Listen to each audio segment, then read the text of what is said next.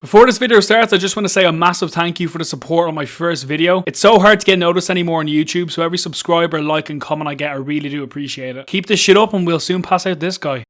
So after watching Cypher, Jerian and Kiwi's videos on the current situation with Fortnite, I felt like I should give my own opinion on some of the stuff that could change and make the game a lot more enjoyable again. I've been playing Fortnite since Season 1 and have been here through all the changes, so I do feel my opinion is valid. But it is just that, an opinion. So make sure that if you disagree with something that I've said, leave it down in the comments below and we can start a conversation. First thing I want to highlight is that patch notes need to come back. I feel like this was an essential part of every week for a lot of people making videos on the new changes, and now that they aren't posted anymore has resulted in a lack of knowledge about each individual update and videos for some content creators. Bringing back patch notes would make this type of content doable again, which in turn would create more hype each week for the new changes. It would get the casual player excited to experiment for themselves while having the knowledge to know what they're doing to a certain extent, but would also help pro players in saving time, knowing what to expect and not being surprised with random in-game changes and to certain items, POIs and other important things. I know that Epic originally removed them because of the hate they were getting for certain updates, but no matter what someone does, there will always be someone else to ridicule what they've done, whether it's good or bad. There's always going to be a certain amount of hate towards something as big as Fortnite, but removing patch notes from the weekly updates in general just seems like a lose-lose for everyone. That's everyone except for the people that are going to bash this game regardless of whether or not there is patch notes.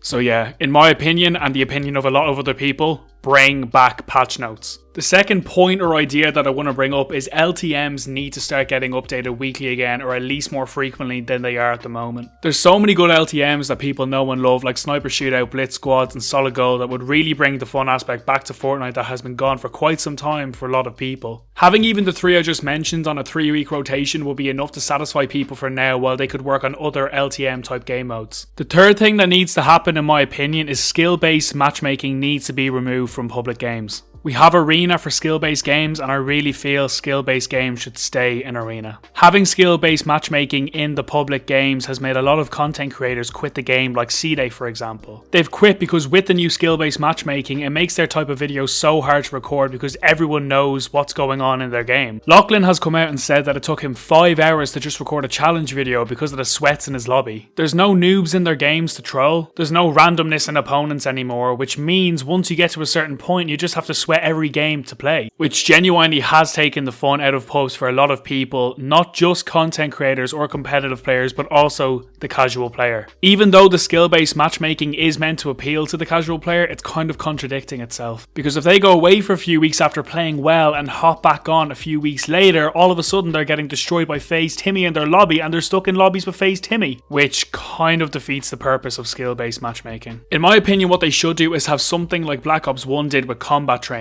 Combat training allows you to set the difficulty of bots and check out different guns, maps and playstyles without being destroyed in public games. This gave the new player a chance before going on to public games to try out everything they wanted and get a feel for the game. My fourth and final opinion is that of the current community of Fortnite. We've got influencers constantly bashing the game in so many different ways that it is just creating a toxic atmosphere for everyone else. From dissing controller players to dissing certain weapons and aspects of the game, some of them always find a way to bash the current game. It's more than okay to have an opinion and not like something, but continuing to play the game you apparently hate just makes no sense to me. If you hated it that much, realistically you would stop playing it. I know for a lot of them it's their full-time job to play, but if you're going to stream and have an influence on the community, you need to go at it in a more mature way.